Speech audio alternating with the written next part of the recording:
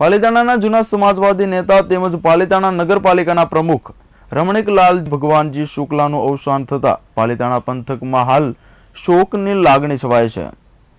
જૂના સમાજવાદી નેતા અને પાલિતાણા નગરપાલિકાના પૂર્વ પ્રમુખ રમણીકલાલ ભગવાનજી શુક્લ ઉર્ફે શુક્લાદાદાનું 92 વર્ષની ઉંમરે પાલિતાણા મુકામે અવસાન થયું છે.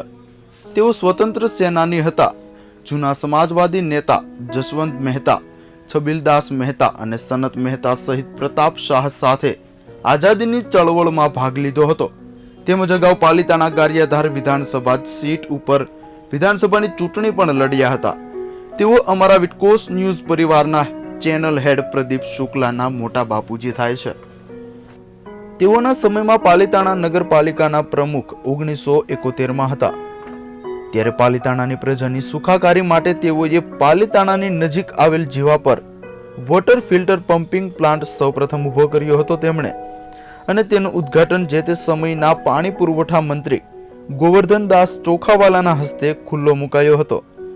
તે આજે પણ પાલિતાણા માટે આશીર્વાદરૂપ છે અને પાલિતાણાની પ્રજા સરકારને એક પણ રૂપિયો આપ્યા વગર ફ્રીમાં પાણી શેત્રુંજી તળાવના ડેમમાંથી મેળવે છે.